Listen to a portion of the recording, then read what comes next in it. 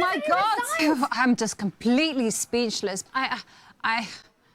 We've not seen emotions running this high in a very long time. It's Norway chess, round 6, and who sits down at the board but Gukesh, the reigning world champion since Magnus Carlsen stepped back, and that's who he's facing. Magnus himself, the world #1 sharpshooter here. This game of chess is out of this world entertaining, and what a finish, leaving most of the chess world speechless. No one could believe what they were seeing. Let's check out the game. They both kick off with the king pawn. They're over the board in Norway, and we now get a Roy Lopez named after J-Lo's uncle. You could kick that bishop immediately, but Magnus plays the solid Ich bin ein Berliner Berlin defense, and now Gukesh, the ambitious player he is, goes for pawn d3 here, just solidifying the center, not getting the queens off the board. He wants to keep all the pieces on. We're in for a sharp fight. Magnus goes for that aggressive bishop placement. Now pawn c3, both players castle, quick king safety fist bump, exploded out. Beautiful etiquette, and after pawn d6 we get h3, taking control of g4 and i4, often overlooked. Magnus kicks this bishop now with pawn a6. It drops back here. Now h6 just for good measure. A little pincer maneuver going on here. Rook e1 activates and Magnus gains space, forces back this sniper, and now he gets a great opening position here. He makes room for this c pawn to advance. It's beautiful chess. Gukesh starts nibbling away at that queenside structure, and so Magnus moves the rook here. Now we get the expansion in the center here, and after the rotation of the knight, this one stumbling back home. Dad's absolutely ashamed, and the c pawn finally advances. It's 14 moves in. Magnus is almost equalizing here. Great space gain. We get knight g3 played, and now takes in the center, expanding the scope of this bishop just a little bit, and now he takes on a4. Looks a bit ugly, but you do open the rook here. Both players now with a weak pawn on the A file and B file respectively, and now I love this. Magnus whispers, stack my bishop, as he gets those ones into the game, now attacking this pawn in the center here, and so Gukesh plays this committal pawn d5. Now it blunts this guy on the light squares, but opens this guy's eyes. So what does Magnus do? Well, first gains a bit of space. Sometimes this one's going to bounce around here now, plus it's easier to defend this weak pawn, and we see bishop e3 to challenge that monster piece. What does Magnus do? Well, he just underdevelops this one back to the starting square, but it's great chess because he opens the eyes of the rook, and we're going to see, because after pawn b3, solidifying things, not necessarily the best way to play here. Gukesh a bit tentative, Magnus swapping these ones, and now he plays knight f4. There are some attacking ideas in the air, and after bishop c6, you can already actually sacrifice a bishop here. Now I'm not going to show you the whole line, because all you get is 2 pawns and a check. They say in the English Chess League that's definitely worth a piece, and after that it's just this slow motion attack, bringing the pawns down, a little rook lift action, but there's no knockout blow. Not easy to play such a move. So Magnus instead immediately whispers, do you even rook lift, bro, as he pressures this pawn here, and apparently knight d2 best defense, but not to then go pawn f3. The dark squares get critically weak, so queen c2 was played instead. Magnus now just nudges with g6, great move, takes control of f5, king h1 played, keeping an eye on those check attacking possibilities, but Magnus now just switches on Gukesh, pulls the rug from under him here. It's exceptional masterclass chess, and he's eyeballing that weakened square, and a mistake is made. King h2, apparently best. Difficult to play that when you've just played king h1, but queen a2 played. It goes after the weak pawn, but there's a problem, and it's this one, bishop d3. A bone in the throat of Gukesh, right? Choking out his position. Huge pressure on the pawn. Knight d2 does cover that center just about, but now an excellent one.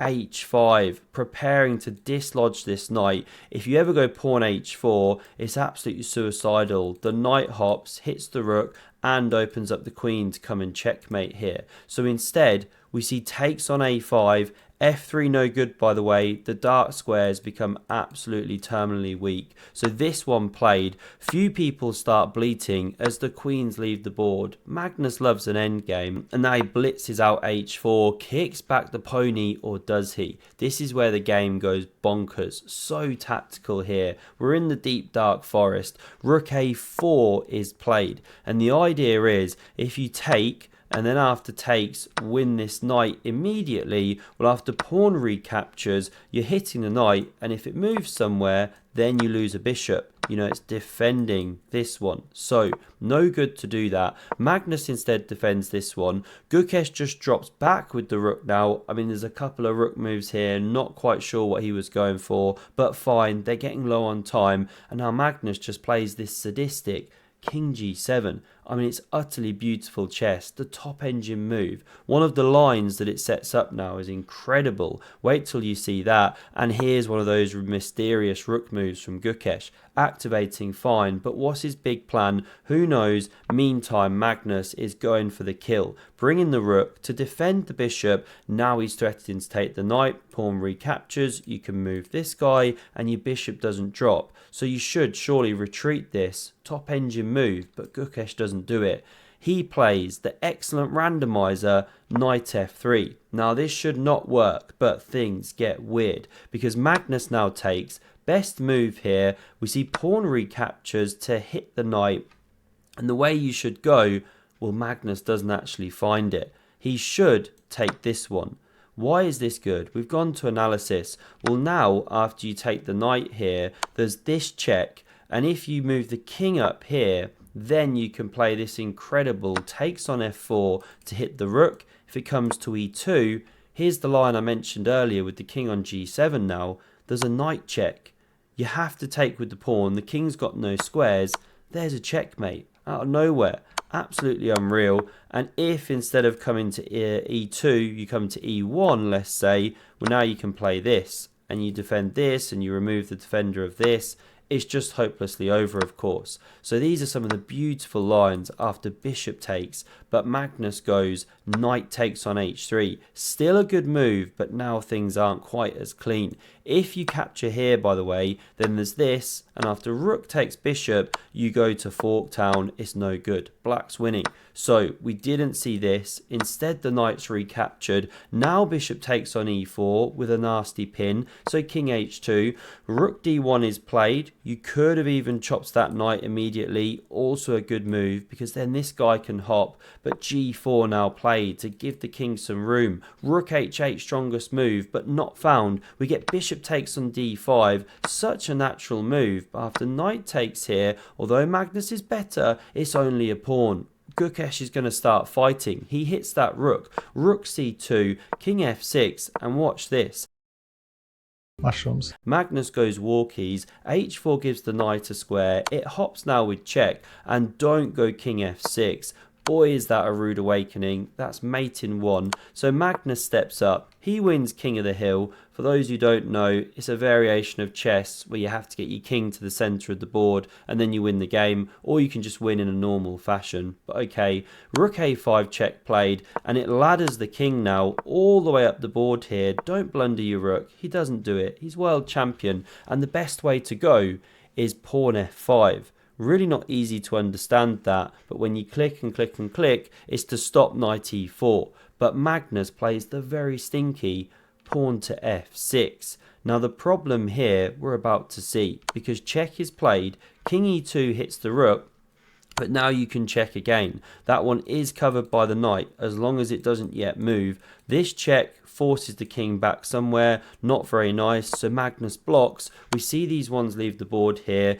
King recaptures and knight e4 check, and this is the problem with not having played f5. You can attack the rook, sure, but after the king defends, one of these two pawns is dropping, and then we're back on a 3-pawn versus 3-pawn game. This is unreal. Magnus saves the correct pawn. This is, of course, his past runner. Don't want to give up Deirdre. Now knight takes on f6, and rook f8 sets a nasty trap, because if you move the knight straight away to the square it goes to in the game on the next move, now there's knight h5 check. king goes, or sorry, pawn captures, and rook takes, supported by the king. And this is actually, sorry, you're in check, so you can't yet take. This is actually winning for black here. You know, a line like this, you've got rook against knight plus this running pawn. It's game over. But fine, that wasn't played. No immediate knight d7. Instead a check first. Great chess by Gukesh. The king goes.